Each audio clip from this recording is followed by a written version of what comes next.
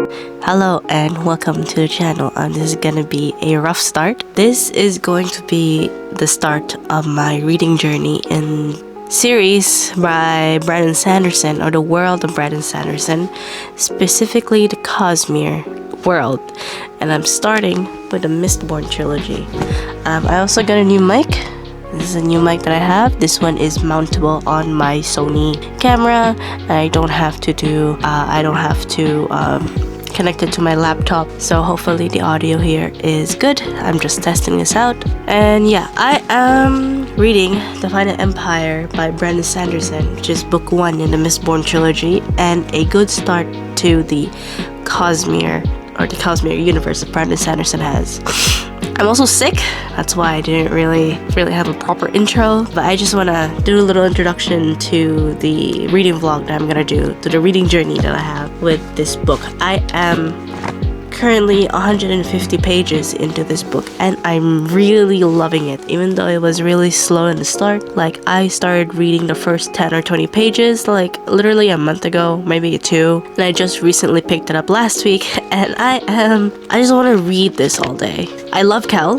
His name is Kelsier, but people call him Kel. I love him. He's so funny. I was thrown off by how goofy he was, and it didn't really match the tone that I was pitched into, so they just finished talking about their plans, and we also met Vin in the beginning. For some reason, I thought Vin was a dude, but no, Vin is a girl, is a woman. Yeah, this is gonna be hopefully a good reading journey and a reading vlog, and just good content for me and you, because I like talking about books. It's just that I just can't string coherent thoughts sometimes, or even sentences, because I'm struggling to speak in sentences right now, because 1, I'm sick, and number 2, English is really hard. Right now, in like 146, 150 pages in there, Vin and Kel are training. Kel is training Vin on how to use allomancy. The allomancy stuff is really cool, but I need like a chart, like either not a Venn diagram, but like basically any kind of chart that explains the magic system better, because there's a lot of metals and there's a lot of things. I currently was reading an infodem about allomancy, and I just need someone to just write a chart. This is the metal that it burns quickly but has good rewards. This one does this and this one does that. We also met Marsh, Kel's older brother. I love a sibling. I love siblings in stories. That is a weird thing to say. I love sibling dynamics in stories. I love the fact that his older brother used to be the leader of the rebellion, but he felt a little not necessarily betrayed, offended, I guess, how Kel is taking away his dream that he gave up a long time ago. I love the different characters. So Breeze, I love Ham, I love Clubs. I think his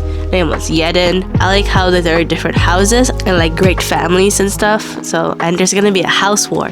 I love me some aristocratic house wars, so I'm excited to see that. Oh yeah, I don't look the greatest in this intro for the beginning of this reading journey, but I hope you guys will enjoy this content that hopefully will go through many videos, because the Cosmere universe is really big, and I'm excited to dive into Brandon Sanderson. I'm already feeling attached to the characters, especially Vin and Kel. I love their dynamic. The other characters not so much, because they're a little bit in the background. So yeah, I'm gonna go and continue reading. I have officially finished part 1, and I just want to talk about a little bit about it. So we have met Lord, was it Renaud?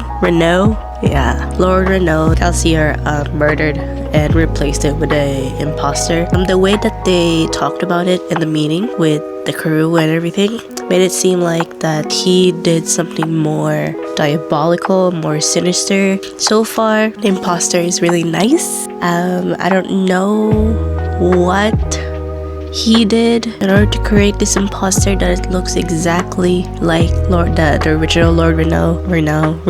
I don't know how to say his name. And apparently it will be seen through an Inquisitor. Diabolical, I want to know what he did. I don't know if we would ever know what he did. But you know what? That's fine. It gives a little mystery to Kelsier.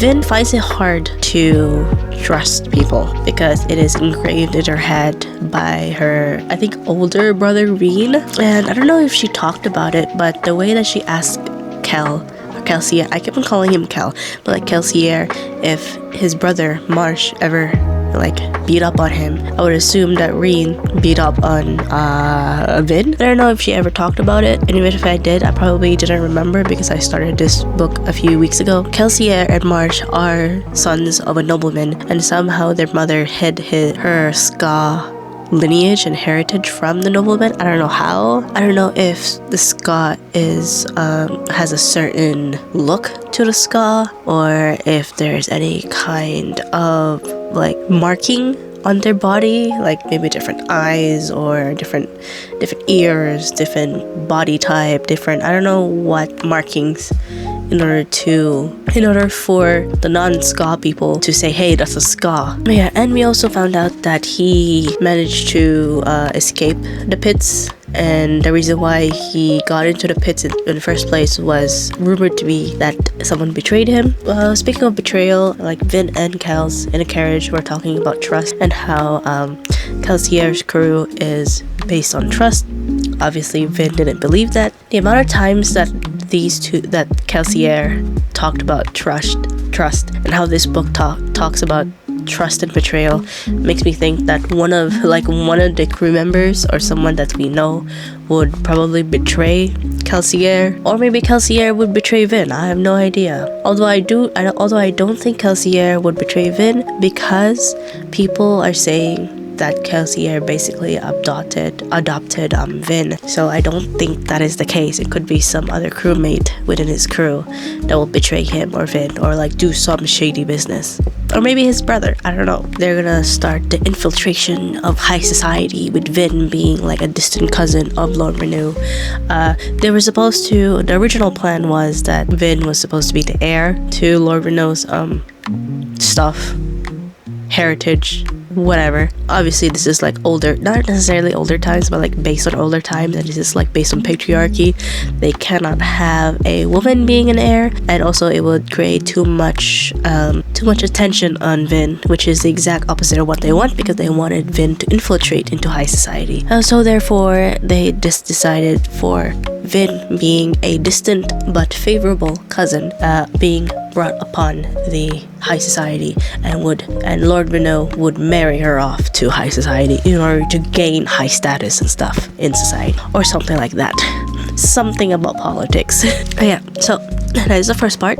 I'm excited to read the rest, and hopefully it will be a good one. Alright, I have finished the second part. I am very intrigued. Things are ramping up, not wrapping up. Got into a scene where Kel is addressing a crowd of ska. Ska is basically the oppressed race in this world. Vin is half ska, and her dad is a nobleman. I find it kind of interesting that we actually get to see how a soother works, and I really like how it is on the perspective of Vin and what was his name? It was an interesting read that we get to see their perspective and how soothing works, their inner workings, their monologues, and how they try to soothe and even riot a crowd in order to manipulate them, influence them to be in their cause. Although manipulate and influence, Breeze kind of talked about how they're basically the same thing, and then we get to see. There was a lot of scenes in this. We get to see Sazed or Sazed, and this is basically their servant, Kelsier's servant person thing. They call Kelsier Master Kelsiel and Mistress Vin, so I would assume it is some kind of servant that works for them. Vin is more talkative, Vin is more outspoken to Kelsier, and Sazed is talking to Vin about these philosophical things, what you believe in, what are your beliefs. Vin is like, I don't know what that means, does it really matter? And I thought that was interesting, and I thought not interesting, but I think I like this character that is more religious, more philosophical. I really like those types of characters in a book, because it gives you things to think about, and it allows the main character to really ponder and to really show what their motives are, what their inner monologue is, what their belief system is, and everything. And I thought that was really it's a good way to flesh out the world as well as the characters. And then there was the incident where Kamon's house or their lair basically got infiltrated by the Inquisitor. Everyone in that lair basically got slaughtered, which is an unfortunate thing. I don't really care for them, but that means that the Inquisitor knows about Vin, and possibly the Lord Ruler knows about them and what they're trying to do. Maybe not. And then Vin went to this ball. They met Lord the Venture, was it Eledin? Lord Elend, the heir to the Venture Keep, which is the host of the ball, and someone that they really shouldn't be with because it brings too much attention to Vin, and too much attention is bad for Vin because they're trying to infiltrate and gain information and not gain like attention. This is basically the opposite of what they want. But for some reason, Our Lady Vin has caught the eyes of Lord Elend. And then this part ends off with Kelsier and Vin going to the Lord Ruler's Keep. I forgot what the name was, and they almost died. We also found out what the 10th metal is. The atrium is a really powerful metal that you can basically predict your opponent's moves, and that is the end of part 2. There is one thing that I find very, very interesting. It's that in the beginning of each chapter, we have like these excerpts of monologues, almost like something that is from a diary or a journal, and I don't know who this is from. I have some suspicions, people in mind. This could be Kelsier's, this could be Reen, or this could be the Lord Ruler's diary. Adds a little bit of a mystery on who this person is, and it really gets me hooked on finding out who this person is. So there's that, and I'm going into the 3rd section of this book. I'm really, really excited. I have gone through a lot of progress actually today in this book. It's a 700-page book. It's a long read. I'm hoping to at least hit 80% of it. Okay. It is well into the next day. Like, it's currently 7 p.m. I didn't get to read or record this because I went to downtown to go to the hospital to meet my doctor and all that stuff. But anyways, I have thoughts. I have a lot of thoughts. I have a lot of think pieces that may or may not be relevant, or that may or may not be actually good. I don't know. Well, we'll see. I have my points, my pointers, my I don't want to say script, but more so my notes here. Let's get started. I am halfway actually on the book. I'm at the halfway point, or more so, about halfway. I think that's a good chunk. I just want to gather my thoughts a little bit and say what I want to say before we proceed. I like Vin as a character, and I like her progress in her character arc from the first part to the second part of the, I was about to say series, but of the book. She has started to be more accustomed to the frivolous ways of the aristocrats, but still retain the anger against them because of her experience as a ska in the street. She is othered by society because of her ska heritage, despite having a noble heritage. I don't know if struggle is a good word for it, but she often think about it. She has this feeling, how do I string this into words? She knows that how the aristocrats live is in excess. Obviously they're rich and stuff. It's like no brainer. She somewhat likes this feeling of excess. Like at first she didn't like the perfume, but now she's used to perfume and smelling good. But also she also has the feeling of, hey, I actually don't belong here. She said so herself that being Vin, the thieving ska, is a front that she uses on the streets of Lutherdale, and being Valette is a front she uses to infiltrate high society. She doesn't really belong to either one, like the either extreme. I think being the protagonist, Vin finding her purpose and who she is would definitely be explored within the book and later on in the series. But she understands the beauty of their aristocratic lifestyle at the same time.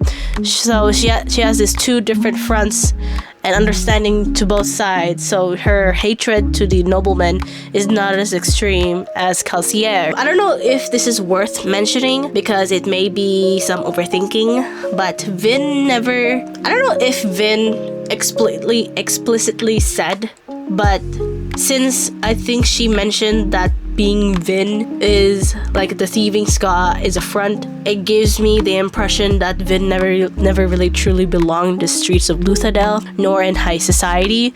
But there is one thing where she felt like she belonged in, and it was within the mist. I just find it interesting how she felt like she belonged in there, but not Kelsier. Like Kelsier never really mentioned the feeling of belongingness within the mist. The feeling also does not echo to the other mistings, even during passing. Vin specifically mentioned feeling like she belonged within the mist, not Kelsier, nor are the other side characters. The motif of the mist is a little bit too strong for it to be just the mist, or like just a mist. Is the mist like an entity? Is it like a forgotten god that just hides within the mist? Some kind of being, some kind of primordial being that we do not have the understanding of it yet. Why are there mistborns and why are there mistings? Is there a reason for mistborns to actually exist or like mistings to be a thing? Is Vin actually just a mistborn, since she feels a little more strongly about the mist than any other Allomancer that we have encountered so far? As you can see, I'm still sick, but like not as bad as yesterday. On to my next point, to my next note. Kelsier is a little bit too smart to be a blondie. I can accept silver hair, but for whatever reason, my mind cannot fathom Kelsier being blonde. Therefore, it's substituted with darker hair, specifically black hair. I do not know why. Probably because most of the blonde characters I encounter in media are himbos or just straight up dumb. I don't know. Kelsier in my head is black hair, black eyes, maybe brown eyes, or maybe some other eye color. Every so often, I would picture him with silver hair, but not blonde. Kelsier is the type of character that I absolutely adore, and is the character that does and goes above and beyond to fulfill their goals, even if it means like doing dirty work. This man is complex and have many faces. He can be cheerful and soft when he says things like laughter is the only thing that the Lord Ruler cannot take away from him, and yet he is willing to kill and massacre 7 men who were ska, I believe, and do not feel remorse because they betrayed their own kind. He also manipulates yet preaches to Vin about trust. There's so many juxtapositions that this man has, and I absolutely love it. I just like characters like that. Now, this man still has no idea what the 11th metal is, and we don't know what the 11th metal is. Does it even exist? I have no idea. He wouldn't like die, right? Like, he's the main character, or like one of the main characters. He's not gonna die in the first book, right? I think I forgot to mention, or even if I did, I kind of mentioned it in passing, but we have met the love interest of Vin, that is Ellen Venture, the heir to the Venture house. I was about to say throne, but house. Right now, I'm just neutral on this guy, but he may be one of the good guys, I don't know. However, I do think that despite having this like opposite views of what high society has, and having controversial books that critiques the Lord's Ruler's reign, I don't think it would be easy for him to be on Vin and Kelsier's side, because obviously he is a noble, and Kelsier absolutely hates the nobles and would murder him for free and for fun. But it may be, it may not be. I don't know. Who really knows? I have like the other half of the book to find out. Maybe he does get into the side really easily. I don't know.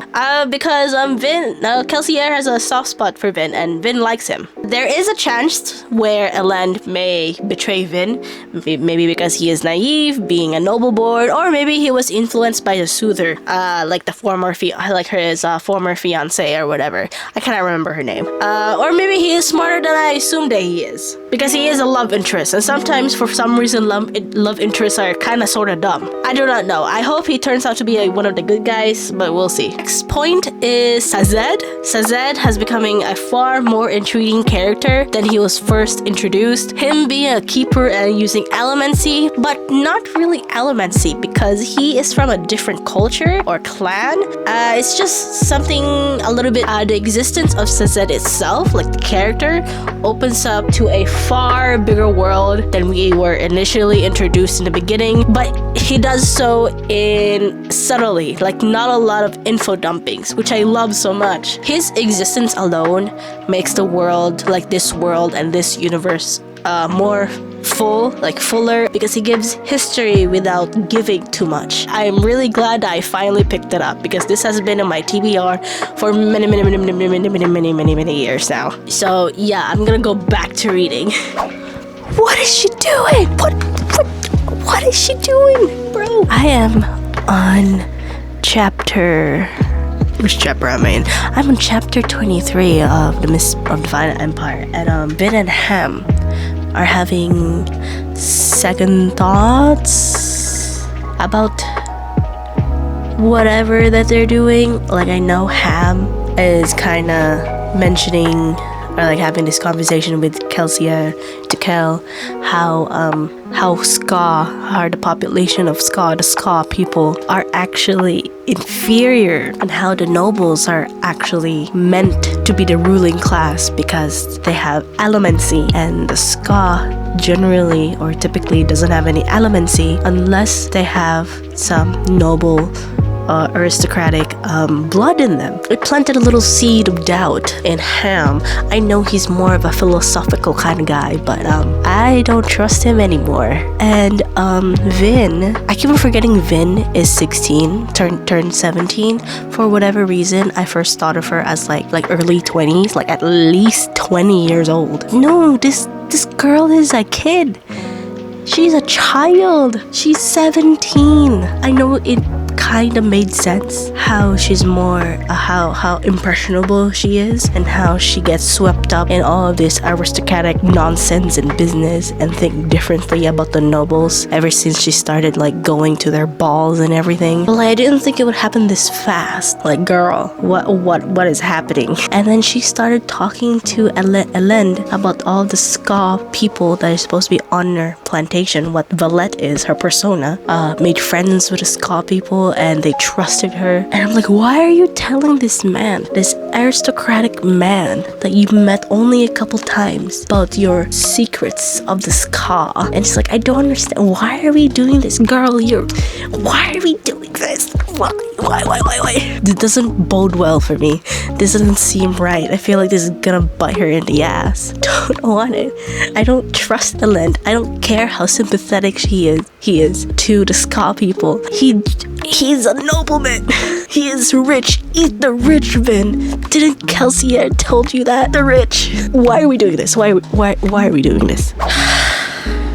It is the next day. I spent the entire night finishing the book. I don't have the book with me anymore. I have 30 minutes until I have to go to work, and I just want to wrap things up in this little reading vlog. Am I sick still? Kind of, but well, oh well. So many things has happened, and I don't even know where to start. I called out Elend betraying Vin, but not in the way that I thought, that I'm glad for it. Kelsier died. In a way, kind of made sense, because typically in narratives, when a character is very passionate on their goals and they will do whatever it takes to achieve those goals, they typically die within the series. So death in his character arc has a higher chance of happening. At least that is what I have observed in the media that I consume. Again, I read this book until like 2 a.m. so everything is hazy, and it's just like processing in my mind right now. Vin killed a mistborn. I was not expecting that. I was also not expecting San, Elend's former fiance, to be a full-blown mistborn either. That was an incredible feat for a 17-year-old. A mistborn killing a mistborn. That Elend's betrayal is more like romance and emotional rather than like a foundational trust kind of betrayal. He did not spill the secrets that Vin shared with him to his dad or to his friends, which could lead to a very bad case of, I don't know, a Ska massacre, because they know their secrets. So he knew how to keep his mouth shut. Instead, it is more of a like, I cannot be with you because I know what you are, but it's a misunderstanding and stuff, and politics within my family, you're new, I am atop of the food chain and all that stuff, power dynamics, whatever. Like, one is a misunderstanding and the other is straight up evil and cruel. So Yeden was a fool. He was stupid. I do not understand why he did what he did. I don't know why he led the army to the garrison, even though it is far from ready. So I don't know why he did that. That literally made no sense. This led to some of the crew members of Kells to tell him to retreat and stop treating this job as a way to inflate his ego.